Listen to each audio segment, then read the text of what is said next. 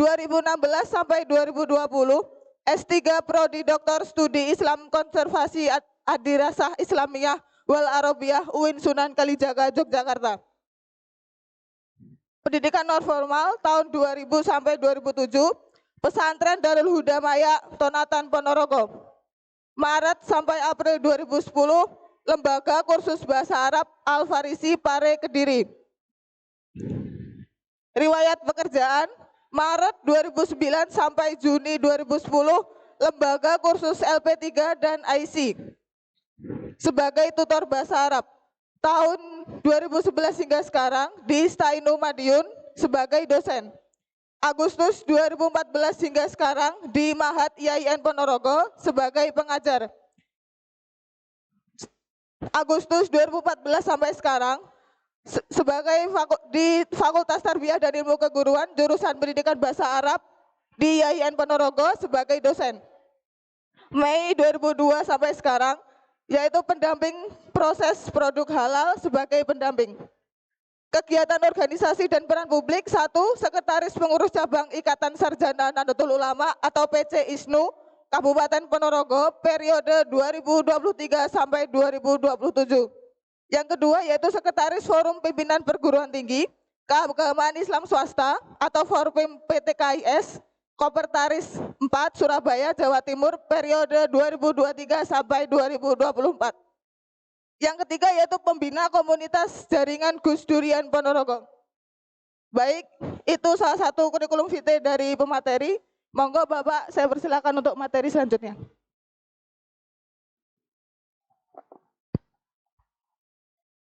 Assalamualaikum warahmatullahi wabarakatuh.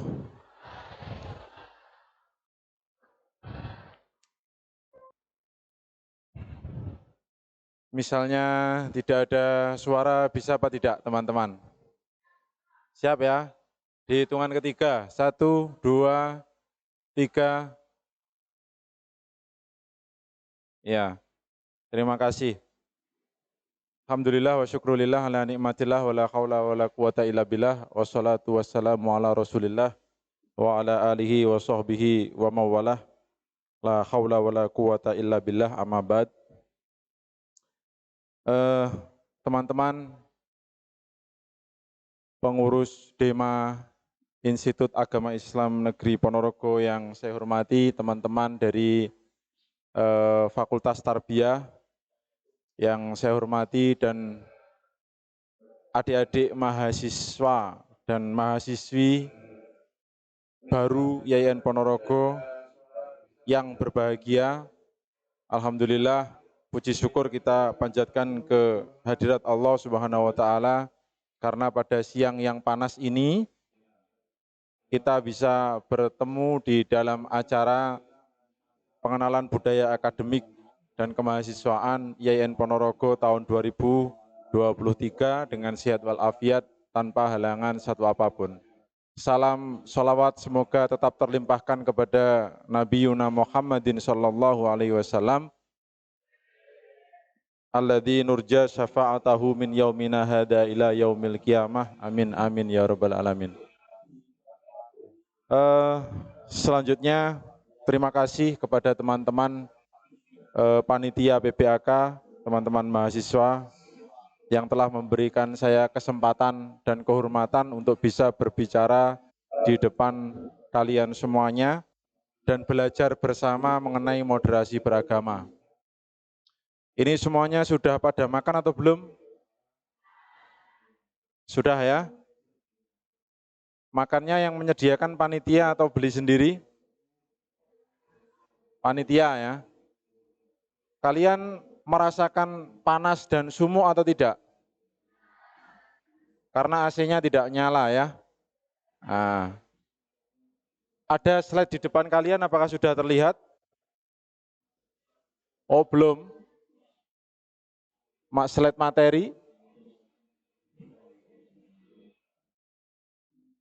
Ya. Ya, sambil menunggu teman-teman panitia menyiapkan slide materi, saya mau tanya ke teman-teman semuanya. Teman-teman pernah mendengar kata-kata moderasi apa tidak? Pernah? Di mana mendengar kata moderasi? Baru ini tadi? Baru ini tadi? Atau sudah pernah mendengar kata itu sebelumnya? Sudah pernah ya? Ya. Ada yang dari pesantren? Angkat tangan yang dari pesantren. 1, 2, 3, banyak ya. Angkat tangan yang dari pesantren. Ada yang dari SMA? Ada yang dari SMK?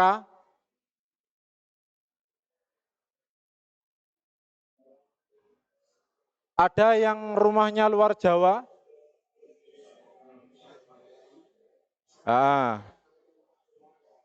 Coba yang rumahnya luar Jawa angkat tangan. Oke. Ya, sudah cukup. Kira-kira apa yang ada di benak kalian ketika kalian mendengar kata-kata moderasi?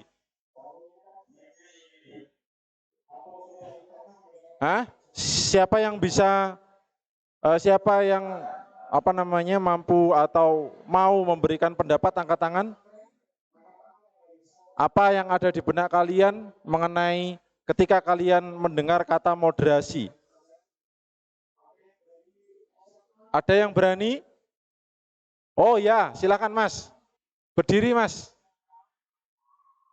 Panitia boleh memberikan mic, kita kasih tepuk tangan.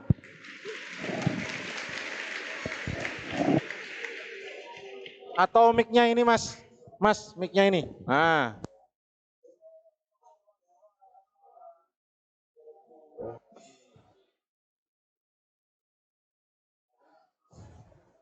Sekali lagi tepuk tangannya, biar tambah semangat. Sambil slide-nya disiapkan Mas ya.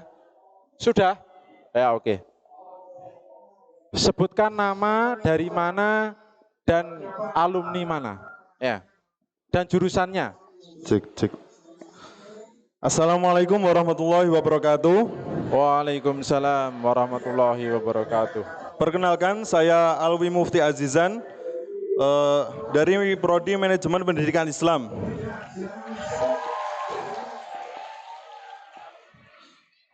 Saya alumni Pondok Pesantren Darul Huda Maya, Ponorogo.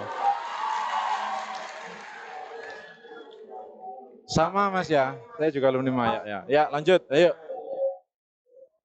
Mohon Pak, maaf Pak, yang ditanyakan moderasi saja atau moderasi beragama? Moderasi saja. Setahu saya yang namanya moderasi itu adalah sifat atau sikap mengambil tengah-tengah ketika menjalankan sesuatu. Maksudnya tidak terlalu ke kanan atau tidak terlalu ke kiri.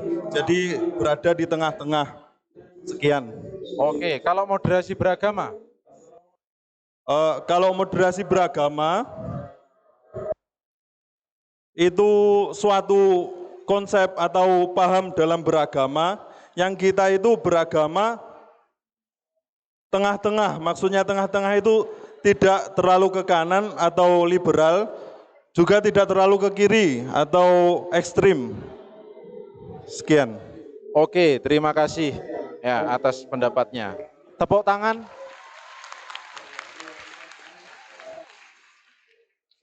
Ada lagi yang mau memberikan pendapatnya? Mungkin? Oh iya, mbaknya ini pas, satu cowok, satu cewek. Ya. Sebutkan nama, dari jurusan apa, asalnya mana, dan dari alumni mana.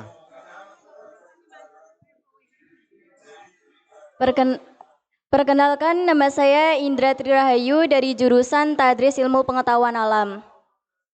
Tepuk tangan untuk Tadris IPA. Moderasi beragama adalah suatu sikap mengamalkan ajaran Islam yang tidak terlalu ekstrim atau berlebihan dalam mengimplementasikannya. Diulangi sekali lagi. Sikap mengamalkan ajaran Islam yang tidak terlalu ekstrim atau berlebihan dalam mengimplementasikannya.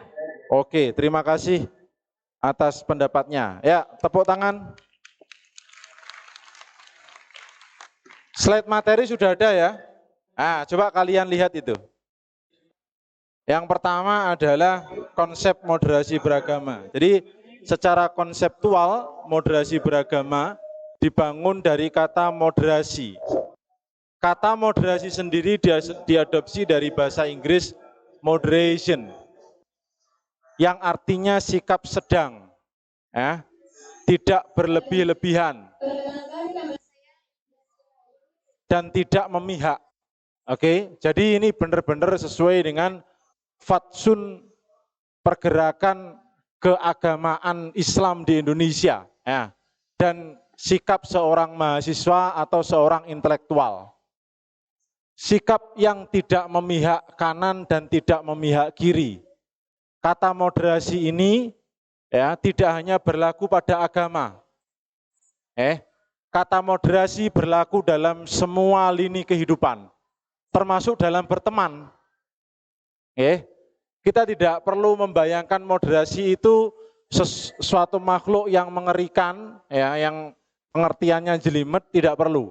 Moderasi itu berlangsung dalam semua lini kehidupan, termasuk dalam berteman. Kalau kalian punya teman, tidak terlalu ikut pada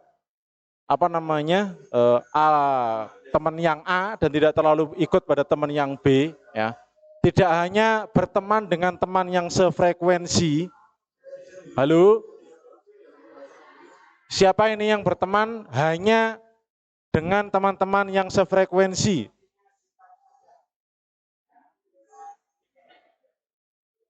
Termasuk panitia ya. Jika kalian hanya berteman pada teman yang sefrekuensi saja, itu namanya kalian tidak moderat. Ya. Jadi moderasi itu tidak hanya berlaku pada agama, tetapi berlaku pada semua lini kehidupan, termasuk ketika kalian berteman atau membangun jaringan dan circle. Ya. Boleh kalian membangun jaringan dan circle sesuai dengan passion kalian sendiri. Tetapi begitu kalian bertemu dengan komunitas yang lebih luas, kalian bersikap iktidal. Bersikap moderat atau bersikap tawazun, seimbang. Tidak terlalu memihak pada teman A dan mendiskreditkan teman B, atau sebaliknya mendiskreditkan teman A dan memihak teman B, tetapi kalian berlaku sangat objektif. Nanti ketika kalian belajar di YN Ponorogo, di sekitar semester 4 atau 5, kalian akan diajari mata kuliah yang namanya metodologi penelitian. Prinsip utama metodologi penelitian itu adalah objektif. Moderasi bisa diartikan juga dengan objektif. Objektif itu adalah interpersonal agreement. Halo? Wah, ini sing mburi wis mulai gak fokus sih. Ya. Halo yang belakang. Masih memperhatikan? Masih ya? Objektif itu adalah interpersonal agreement. Interpersonal agreement itu kesepakatan antar orang mengenai fenomena tertentu. Itu namanya interpersonal agreement. Ya. Jadi misalnya kalian melihat saya, semua ini bersepakat bahwasanya saya ini ganteng, berarti objektif saya ganteng. Tapi kalau hanya 1-2 orang yang bersepakat saya ganteng, sementara sebagian besar bersepakat saya ini tidak ganteng, berarti aslinya saya ini tidak ganteng. Itu namanya objektif. Moderasi itu juga begitu. Ya. Dalam semua lini kehidupan, maka kalian akan menerapkan moderasi jika kalian ingin menjadi orang yang bijak. Oke? Jika kalian ingin menjadi orang yang bijak. Tidak memihak A, tidak memihak B. Begitu juga dalam beragama. Seperti tadi disampaikan oleh Mas siapa tadi?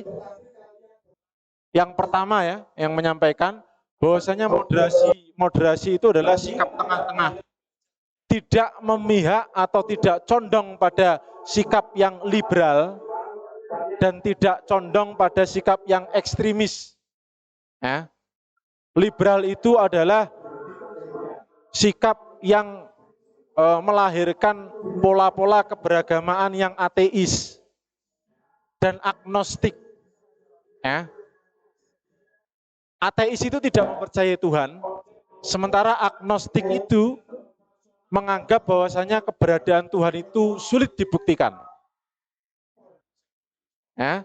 Sementara ekstrim atau fundamental itu meyakini bahwasanya kepercayaannya adalah kepercayaan atau agama yang paling benar. Oke? Jadi yang sana itu ateis atau agnostik, yang sana itu ekstrim atau fundamental. Saya boleh difoto ya, nanti dijadikan status. Yang sana itu liberal, yang sana ekstrim. Ya. Yang ekstrim dan fundamental itu meyakini hanya kepercayaannya lah yang paling benar. Kepercayaan yang lain salah. Ketika yang kiri ini beragama Islam, maka dia hanya meyakini hanya Islam yang paling benar. Agama yang lain adalah salah. Sementara yang sana meyakini bahwasanya tidak ada sebenarnya dalam dunia ini Tuhan itu tidak ada. Ya kan? Jadi yang sana adalah liberal, yang sana adalah ekstrim atau fundamental. Yang sana mengkafirkan yang sana. Ya. Yang sana menganggap bahwasanya orang beragama itu adalah menyembah sesuatu yang tidak ada. Kalian pilih yang mana?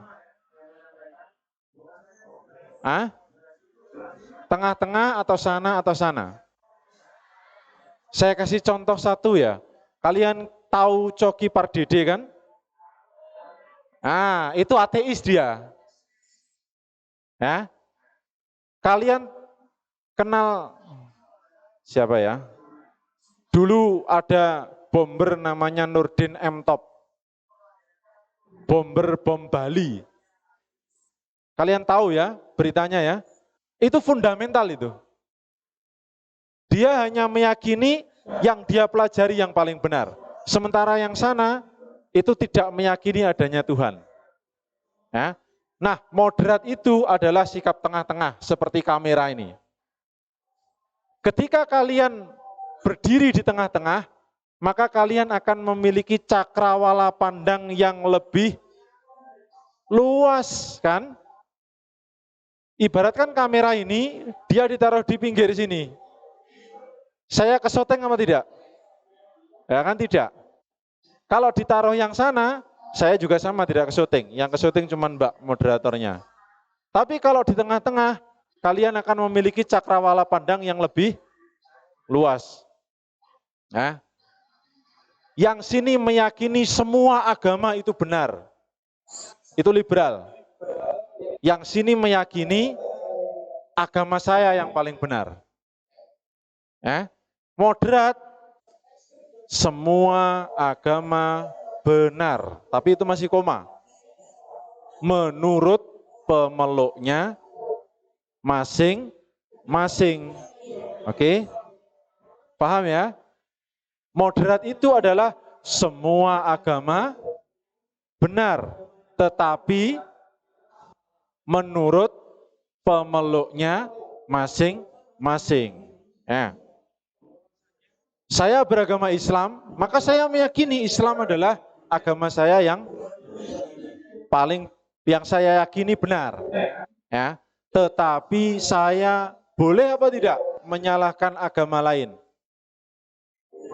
Tidak boleh kan? Menyalahkan Kristen, boleh? Oh tidak boleh.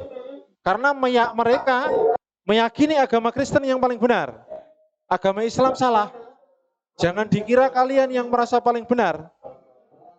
Ya, sikap moderat itu, sikap fundamental itu tidak hanya ada dalam Islam, tetapi ada dalam semua agama. Ya, Kristen Katolik, Konghucu, Buddha, Hindu, termasuk agama-agama kepercayaan ya, penghayat kepercayaan. Kalau mereka meyakini bahwasanya agama atau kepercayaannya yang paling benar, maka dia sebenarnya sudah menjadi fundamental atau ekstremis. Apa dampak ekstremis? Ekstremisme itu dampak yang paling bisa dirasakan adalah dia mengkafirkan atau menyesatkan atau menyalahkan golongan yang tidak sesuai dengan keyakinannya. Itu di slide yang mana Mas sekarang? Yang mengoperasikan slide siapa ini? Ada ya di dalam ya? Oke. Jadi moderat itu meyakini semua agama benar, tetapi menurut siapa? Pemeluknya masing-masing. Kalian Islam, beragama Islam, kalian harus meyakini agama kalian benar. Ya, kalian tidak boleh ragu bahwasanya agama kalian salah. Tetapi di saat yang sama, kalian tidak memiliki hak sama sekali untuk menyalahkan agama lain. Biarkan mereka dengan akidah dan keyakinannya, dan kalian dengan akidah dan keyakinan kalian sendiri, tetapi kalian dengan mereka bisa berkolaborasi dalam hal kehidupan dan kemanusiaan. Ya. Misalnya ada orang tabrakan brak tibo, jatuh. Masa kamu tanya agamanya apa, mau menolong? Kepleset orangnya ya, was gitu. Lalu kemudian kalian tolong, mohon maaf Pak, siap sebelum saya tolong. Tanya agamanya apa? Kristen Mas, tidak jadi Pak. Balik kanan. Begitukah? Kan tidak kan? Tidak. Misalnya pita kalian sedang PBAK, kalian kan pakai pita kuning itu. Ada teman kalian yang tidak pakai pita kuning.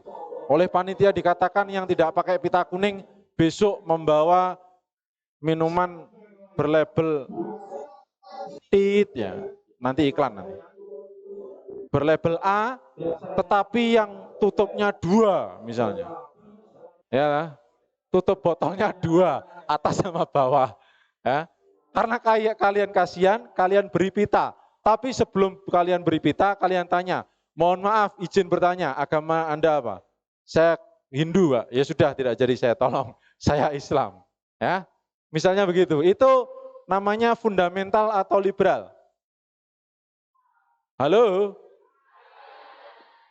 Yang seperti itu tadi fundamental atau liberal? Fundamental. Ya. Oke, kita balik ke slide.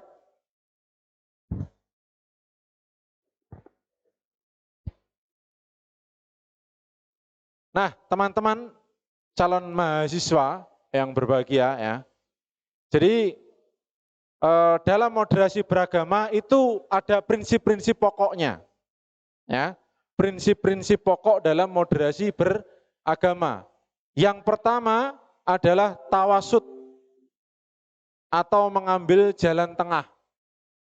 Itu di slide nomor berapa Mas? Silakan slide-nya disesuaikan ya. Tawasud adalah pemahaman dan pengamalan agama yang tidak ifrat, yakni berlebih-lebihan dalam beragama, dan tafrid, yaitu mengurangi ajaran agama. Ya. Tawasud kata kuncinya ada 2, tidak ifrat berlebih-lebihan, ya, tetapi di saat yang sama tidak tafrid atau mengurangi ajaran agama. Oke? Halo? Tawasud kata kuncinya ada berapa? Ada 2. Yang pertama apa tadi? Tidak ifrat. Ifrat itu berlebih-lebihan. Mengunggulkan agamanya atau mengunggulkan kelompoknya. Moderasi beragama itu ada yang inter-relation, ada yang intra-relation. Intra-relation itu adalah moderasi beragama dalam agamanya sendiri. Ya. Misalnya kalian beragama Islam. Dalam Islam kan ada banyak sekali madhab dan golongan. Yang paling tampak di Indonesia adalah antara NU dan Muhammadiyah. Yang NU tidak meyakini, yang NU meyakini bahwasannya golongannya yang paling benar, tapi tidak boleh menyalahkan Muhammadiyah. Yang Muhammadiyah meyakini bahwasannya golongan Muhammadiyah yang paling benar, tetapi di saat yang sama tidak boleh menyalahkan keberagamaan NU, mengkafir-kafirkan yasinan, burdahan, ya dibaan, berjanjen, ya telung dino, pitung dino, petang puluh, 100, 1000, pendak siji, pendak loro, dan seterusnya. Begitu juga yang NU tidak boleh menyalahkan Muhammadiyah. Ya, itu namanya intra-religion. Moderasi beragama dalam agamanya sendiri. Yang kedua, interreligion. Moderasi beragama antara agama satu dengan agama yang lain. Seperti tadi yang saya sampaikan. Ya. Jadi kata kunci yang pertama tadi apa? Prinsip moderasi beragama. Halo, bareng-bareng. Kata kunci yang pertama untuk prinsip moderasi beragama apa?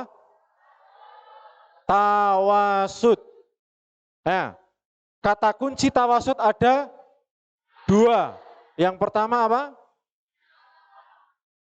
Tidak ifrat atau berlebih-lebihan, ya.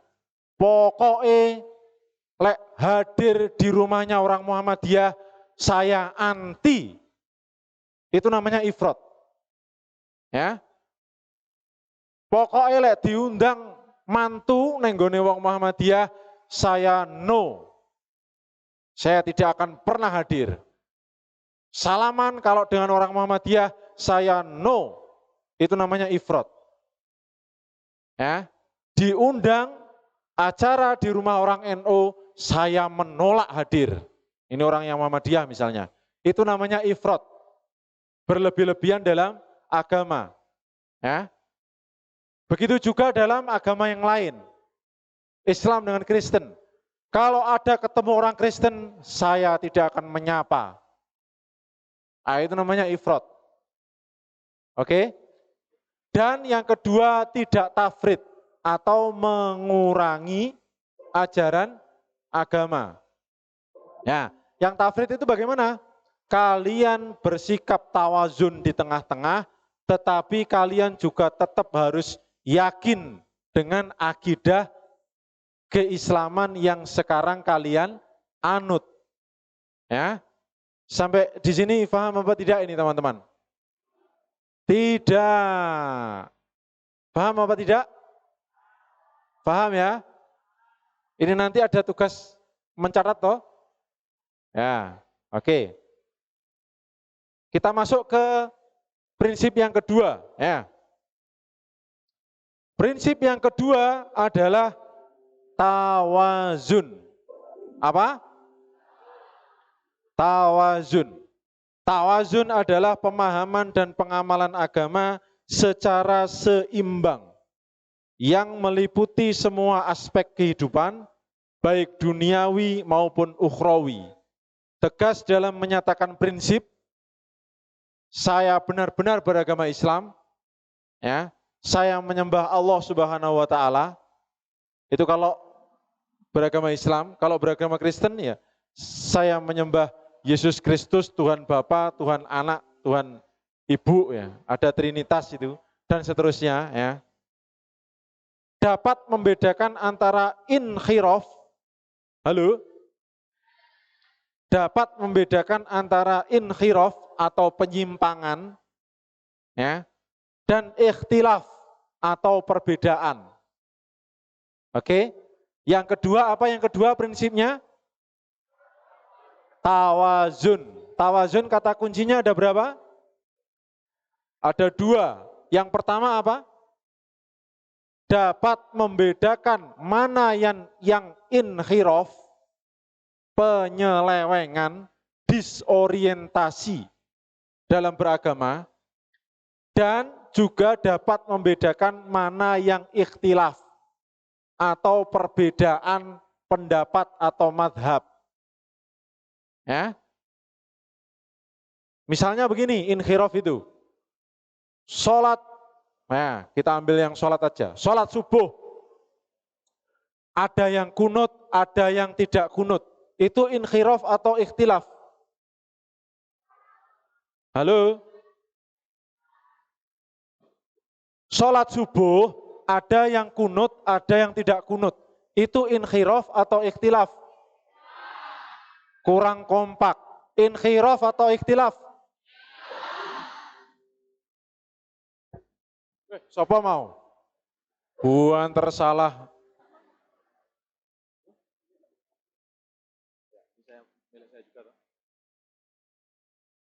Itu namanya ikhtilaf. Nah.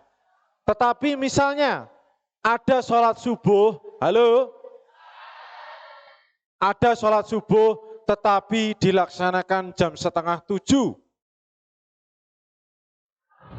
Hah?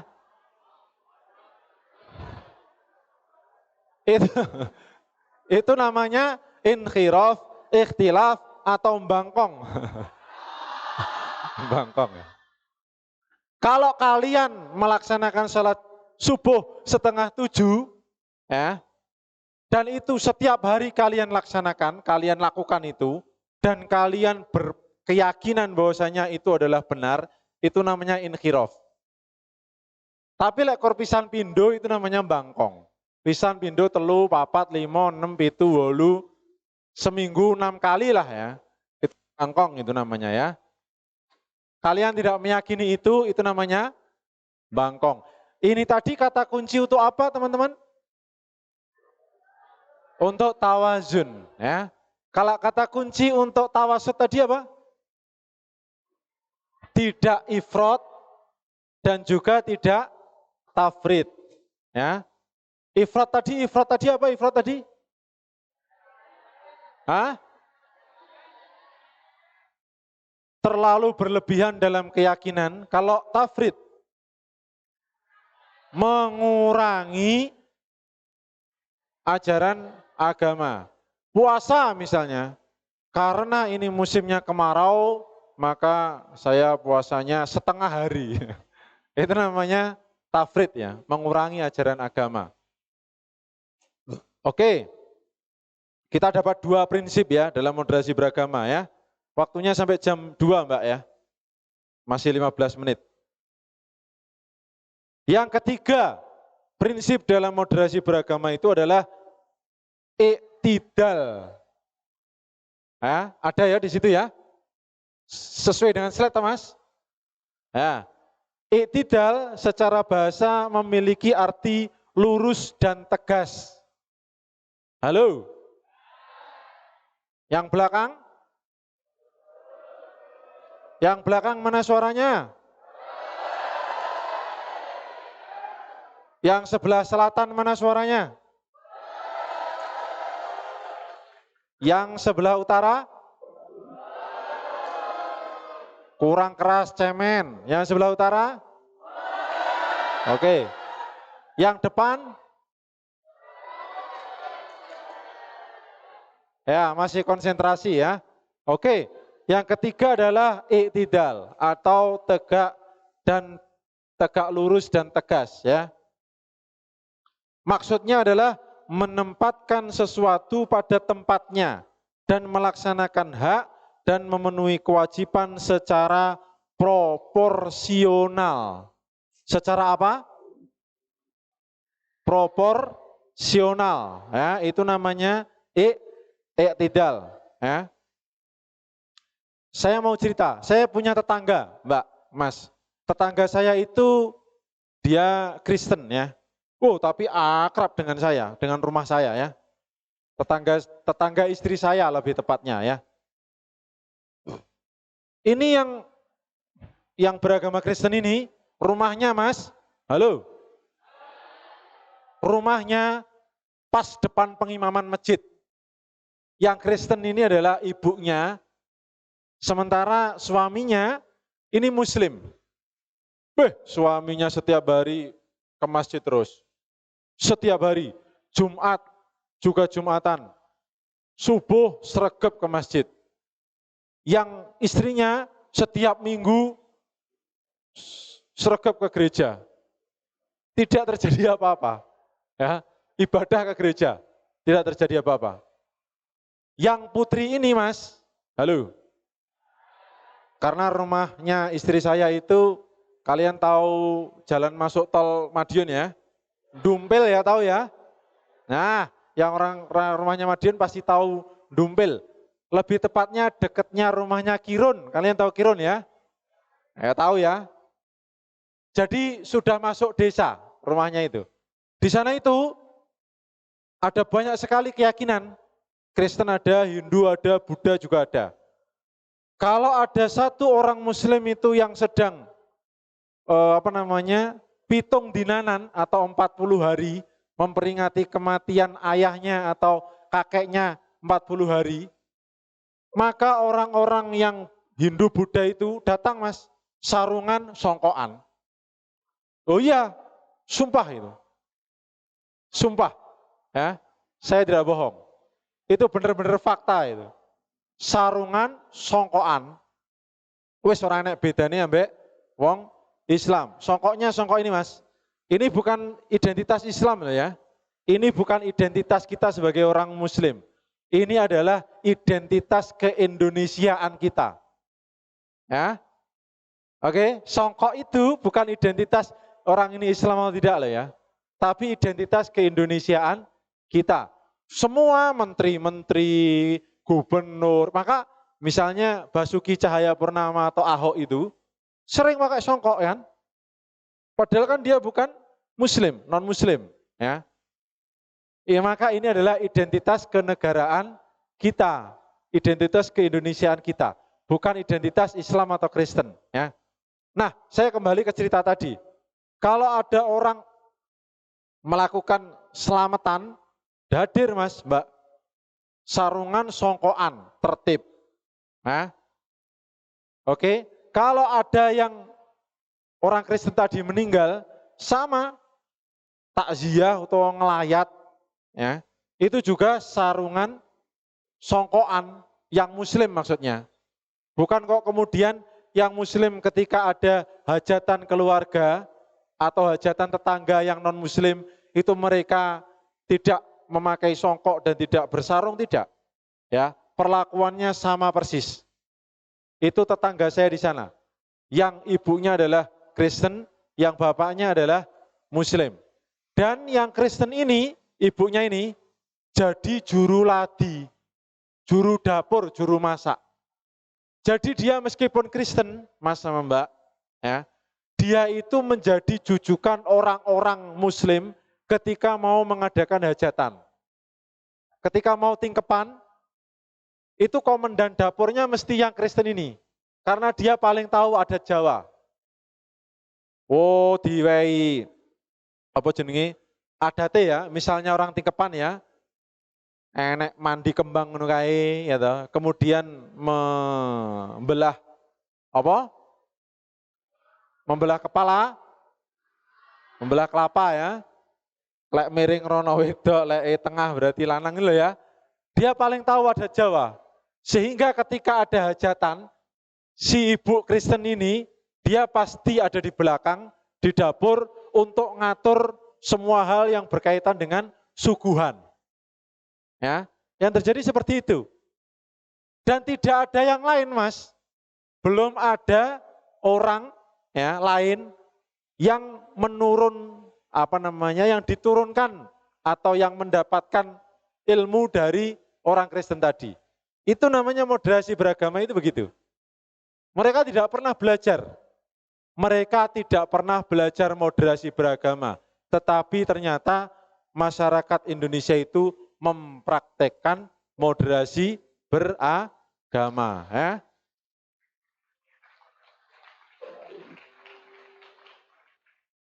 Kalian yang belajar moderasi beragama, tapi nanti ketika kalian kuliah, kalian hanya berteman dengan teman yang sefrekuensi, kalian kalah sama orang desa. Halo? Kalian tidak moderat namanya. Termasuk untuk panitia juga ini ya. Panitia bisa ini ngeblok-ngeblok juga ini. Jangan loh ya. Tidak boleh loh ya. Itu tidak moderat. Materi kita loh moderasi beragama. Untuk kalian juga yang belajar moderasi beragama hari ini, kalian nanti kembali ke kelas, kalian hanya berteman dengan teman yang sefrekuensi, sehingga HP ini hanya HP yang kameranya boba misalnya. Ya, itu berarti kalian tidak moderat. Sia-sialah pertemuan kita hari ini ya. Kalian ketika nanti kembali ke kelas, kalian hanya berteman dengan orang-orang NO, tok, itu kalian tidak moderat namanya.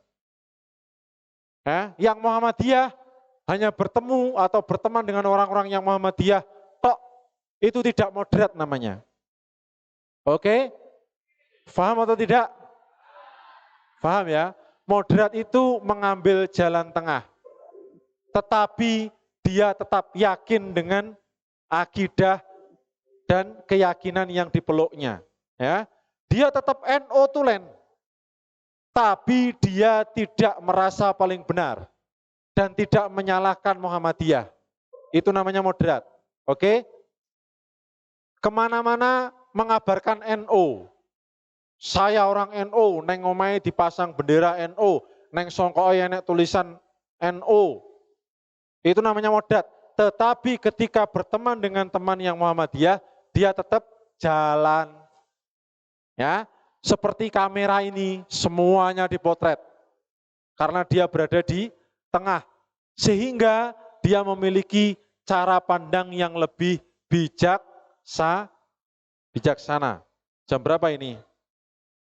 Kurang sedikit ya. Keempat, prinsip keempat. Yang pertama tadi apa? Yang pertama tadi? Halo? Yang pertama tadi apa? Tawasud. Yang kedua apa? Tawazun. Yang ketiga apa? Yang keempat namanya tasamuh. Atau iya, toleransi. Tasamuh berarti toleransi. Di dalam kamus Lisanul Arab ini mu'alifnya namanya atau pengarangnya namanya Ibnu Mangdur ya. Kamus paling besar itu. Kamus purba bahasa Arab ya. Itu kamus Lisanul Arab. Kata tasamuh diambil dari bentuk asal kata samah. Samahah yang dekat dengan makna kemurahan hati. Ya, secara etimologi tasamuh adalah menoleransi atau menerima perkara secara ringan. Sedangkan secara terminologi, etimologi itu secara kamus, terminologi itu secara istilah.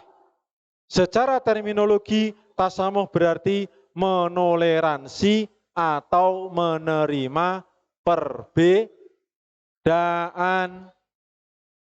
dalam semua lini kehidupan, tidak hanya dalam beragama. Ya, menoleransi adanya perbedaan. Oke? Ya, bahwasanya kita ini berbeda. Ya, kita ini berbeda. Ada yang laki-laki, ada yang perempuan, ya kan? Ada yang berambut lurus, ada yang berambut keriting, ada yang tinggi, ada yang pendek, dan seterusnya. Itu adalah perbedaan. Termasuk juga dalam berkeyakinan. Kita tidak bisa memaksakan orang lain mengikuti apa yang kita yakini. Halo? Kita tidak bisa memaksakan, mengajak silahkan. Ya, beda apa tidak mengajak dengan memaksa? Beda ya. Kalau mengajak silahkan, tapi kalau memaksa itu yang tidak boleh. Ini tadi namanya apa namanya? Halo? Ini tadi namanya apa? Tasamuh. Toleransi. Ya. Menoleransi atau menerima perbedaan dengan senang hati. Kalian jamaah dengan teman kalian yang tidak kunut, ya biarkan tidak apa-apa, karena itu adalah keyakinan dia. Tidak perlu berdebat. Ya, tidak perlu berdebat. Sementara kalian yang kunut juga tidak boleh menyalahkan mereka yang tidak kunut. Ya, kalian sesuai dengan akidah dan keyakinan kalian, mazhab kalian, tetapi kalian tetap berteman. Itu namanya tasamuh. Selesai perbedaan mengenai kunut. Ya, halo. Kalian pakai kunut silahkan, tidak juga silahkan. Kalian pakai kabirou silahkan. Kalian pakai Allahumma ba'id baini silahkan. Kalian pertahankan keyakinan kalian. Yang tidak boleh adalah kalian menyalahkan yang pakai kabirou. Atau kalian menyalahkan yang pakai Allahumma ba'id baini. Tetapi yang menjadi tugas kalian adalah mengajak boleh. Tapi kalau memaksa tidak boleh. Memproklamirkan keyakinan kalian boleh. Misalnya saya, tadi disebutkan di dalam profil ya, saya ini kebetulan juga sekretaris pengurus cabang Ikatan Sarjana Nahdlatul Ulama. Saya orang NU.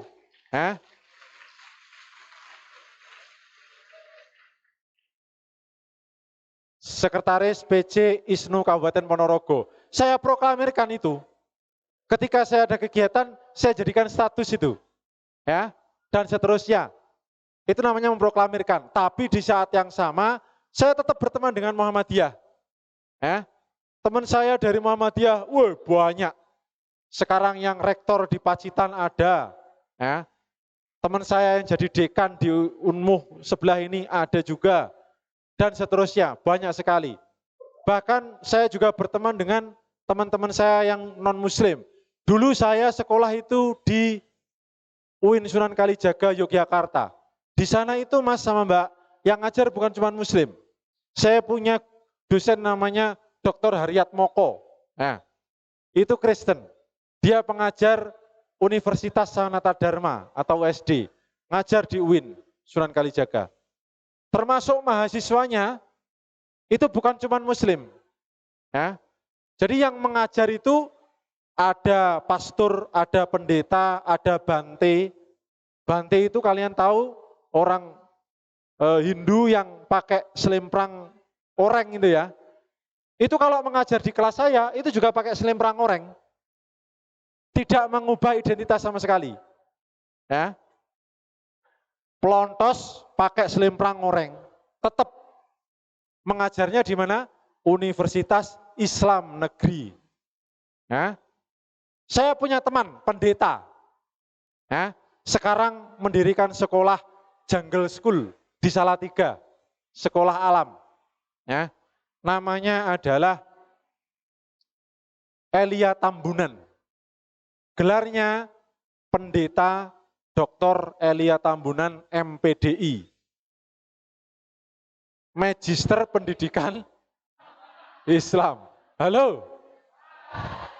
Teman saya namanya PDT, Pendeta Dr. Elia Tambunan MPDI. Ya. Gelarnya MPDI, Magister Pendidikan Islam.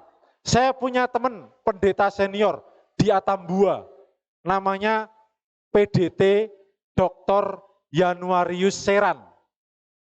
Ya. Jurusan yang diambil apa? Studi Islam. Jurusan yang diambil studi Islam. Sama dengan jurusan yang saya ambil. Teman saya, pendeta sangat senior sekali. Ya, di Atambua sana.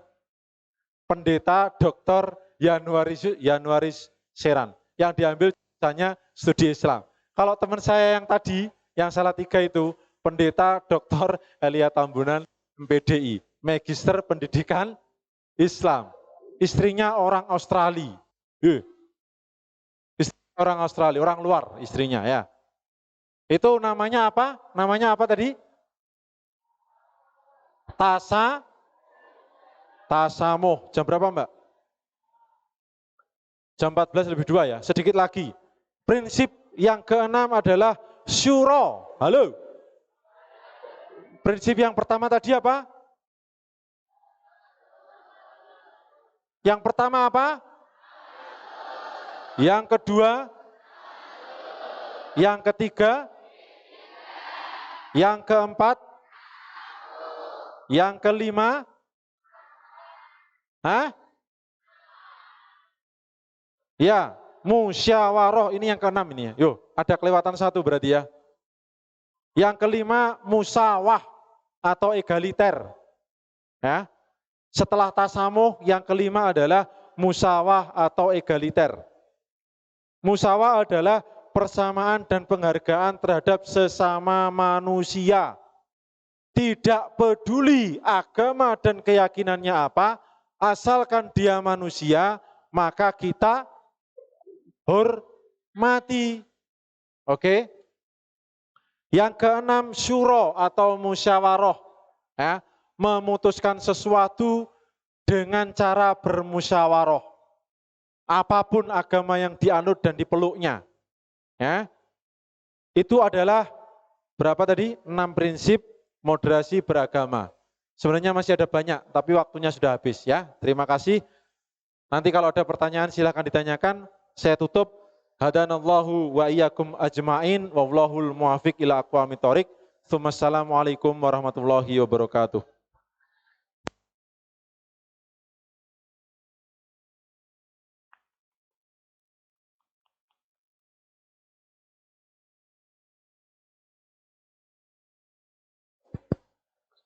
Baik, itu tadi pemateri dari moderasi beragama. Sekarang sesi tanya jawab ya. Ini dibuka sesi pertama dengan 2 penanya. Silahkan yang ingin bertanya bisa angkat tangan. Oke. Masnya dulu, silahkan. Bismillahirrahmanirrahim. Assalamualaikum warahmatullahi wabarakatuh. Perkenalkan, nama saya Rizky Ardiansyah dari jurusan PGMI. Ini membahas tentang moderasi beragama. Jadi banyak sekali marak di negara kita itu aliran-aliran, dan yang saya tanyakan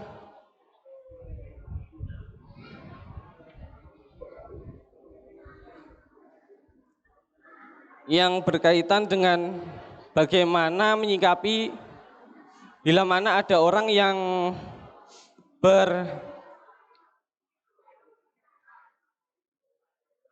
meyakini hadis di dalam kitab Arba'in Nawawi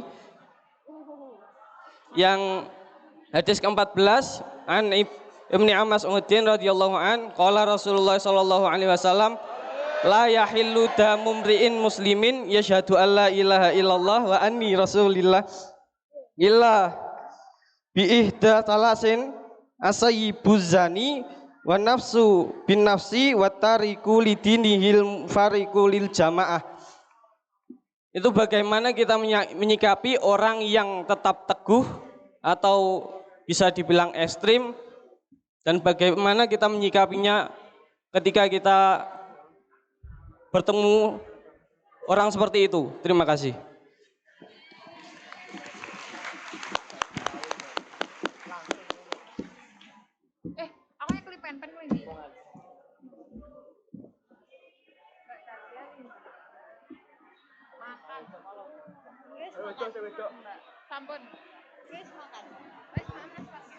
Baik, untuk pertanyaan yang kedua, silakan. Mbaknya yang belakang itu. Ya, silakan. Iya, yang belakang.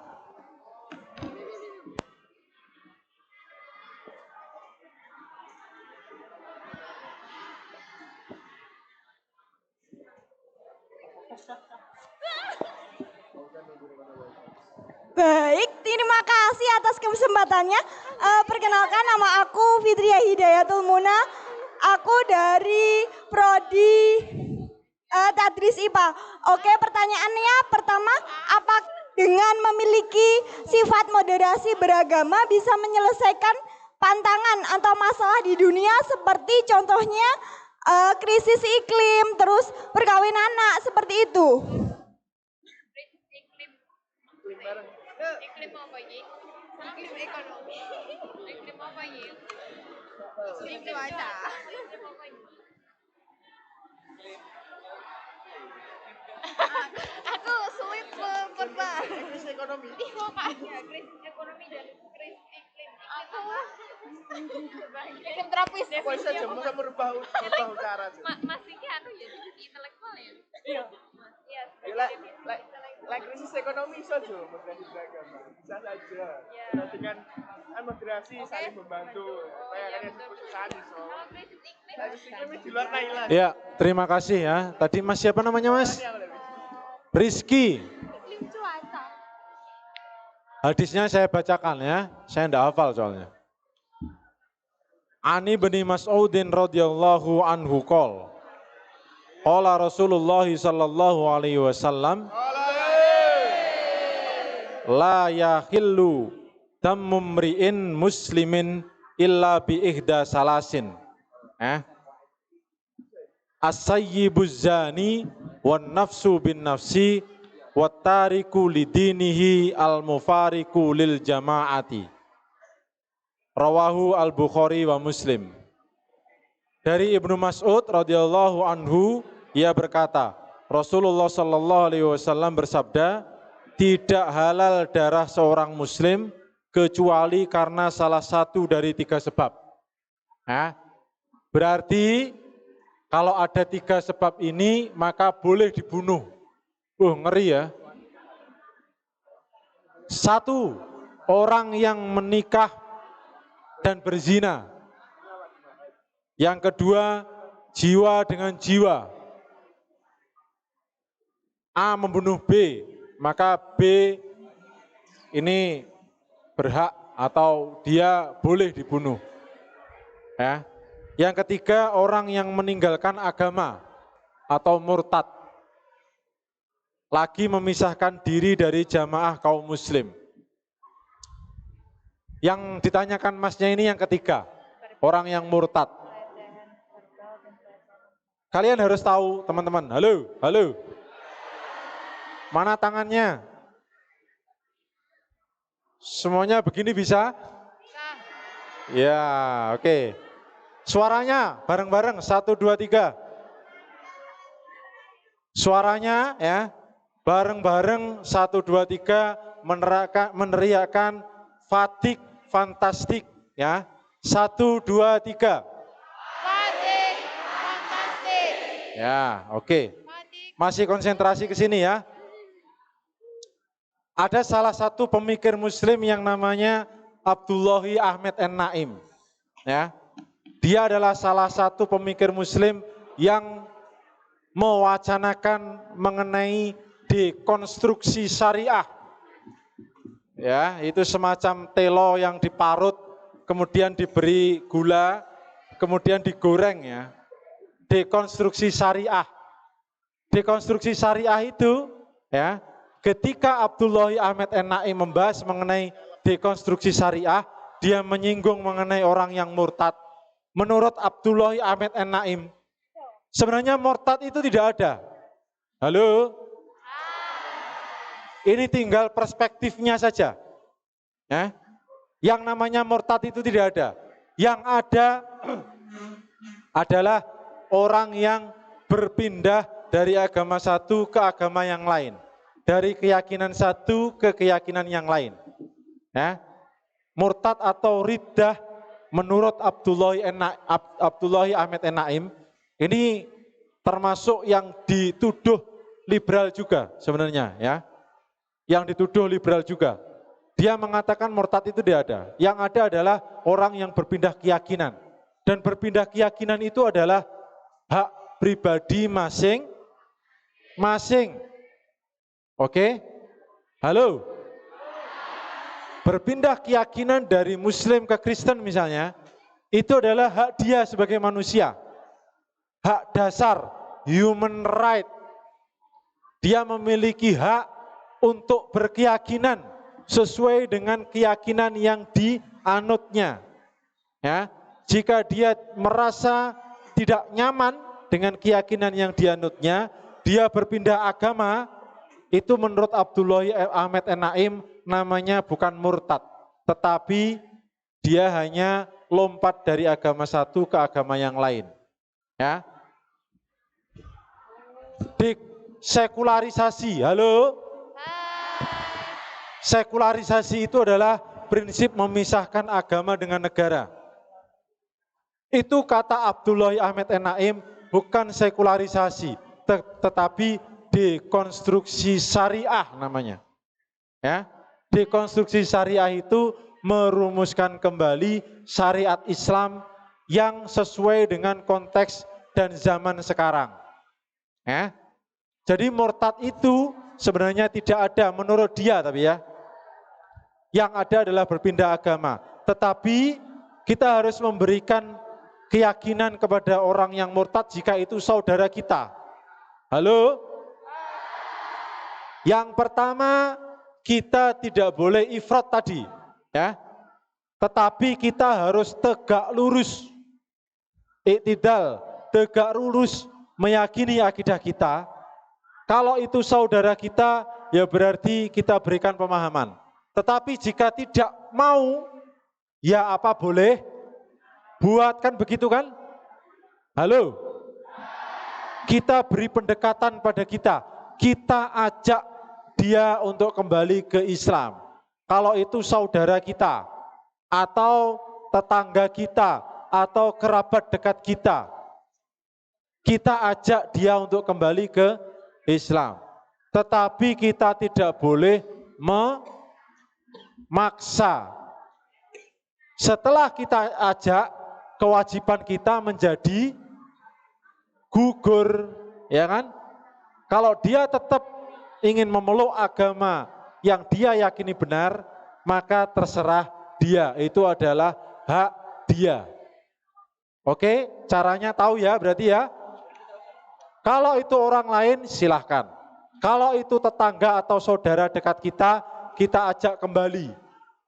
Setelah kita ajak kembali, kita yakinkan kembali, gugur kewajiban kita.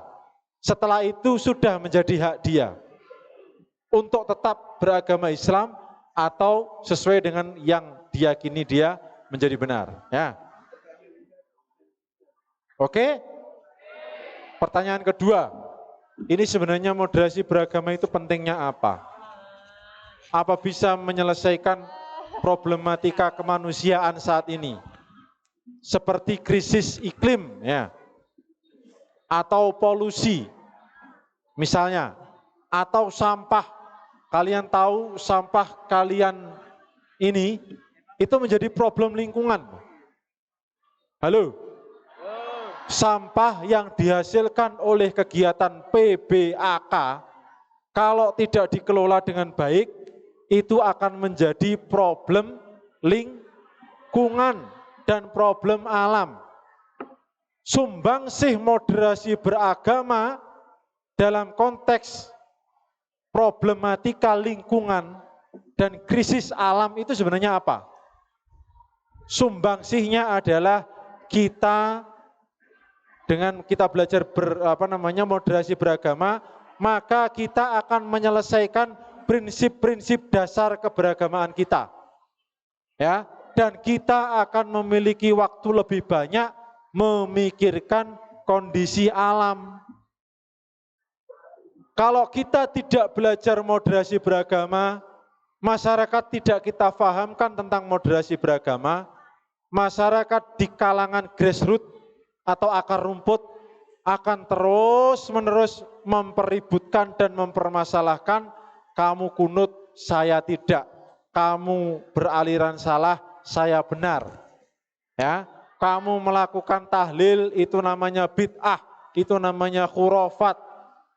Narasi yang didiskusikan oleh masyarakat kita tidak akan bergeser dari masalah prinsip. Maka masalah prinsip atau masalah dasar ini kita selesaikan dulu dengan moderasi beragama. Setelah itu kita punya waktu lebih banyak untuk memikirkan mengenai kemajuan dan perkembangan lingkungan serta krisis iklim yang semakin mengkhawatirkan. Kalian tahu di kota-kota besar itu gedung bertingkat pakai kaca, Mbak. Termasuk kulkas semuanya ya. Halo. Semuanya yang ada di sini, di dalam rumahnya, sebagian besar saya yakin punya kulkas. Bahkan mungkin semuanya punya kulkas. Itu menjadi problem tersendiri. Halo.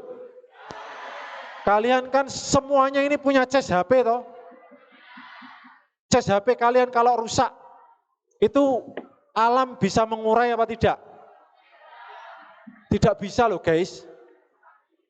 Ya. Kalian kapan punya waktu memikirkan mengurai cas HP kalian yang rusak itu?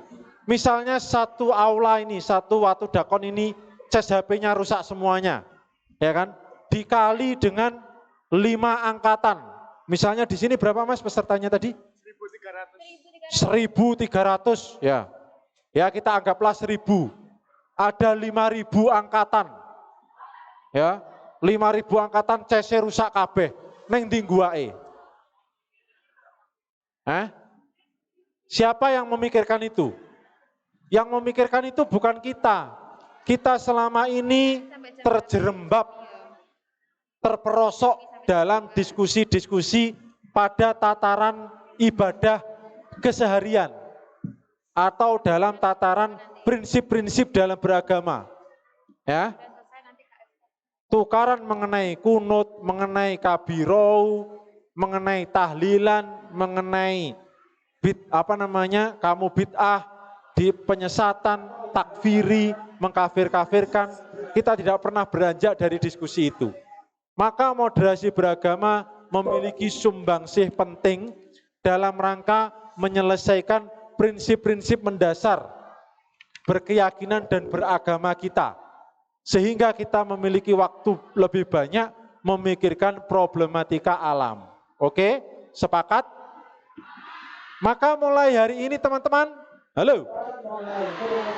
Mulai hari ini selesai itu prinsip-prinsip yang paling dasar itu ya. Jangan lagi kalian gontok-gontokan koro ibadah yang bersifat furu. Ya. Sholat subuh itu wajib. Tapi kunut itu furu. Itu jangan dipertentangkan itu. Sudah selesai. Wes aja yel-yelan neh. Ya. Oke ya. Yang namanya takziah itu menjadi fardu kifayah. Tetapi tahlilan itu furu itu namanya. Jangan dijadikan sebagai bahan perdebatan. Sudah selesai. Kalian harus beranjak dari situ. Beranjak memikirkan problematika lingkungan. Coba nanti misalnya ya, yang ini yang membawa sampah. Halo, yang membawa sampah. Sampahnya dikantongi. Saya itu kalau makan apa-apa ya, makan semuanya, itu sampahnya Mbak, ini saya ajari ya, mulai sekarang. Ini penting ini. Sampah itu saya masukkan ke dalam celana atau saku. Nanti ketika ketemu sama tempat sampah, baru masukkan ke situ. Ya.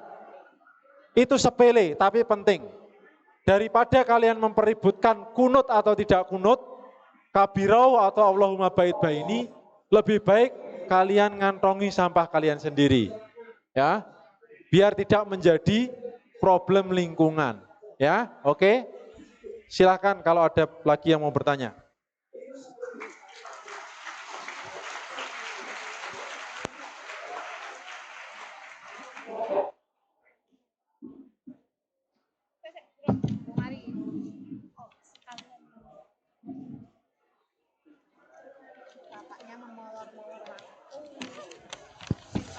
Baik, terima kasih untuk Bapak Muhammad Muklis sudah.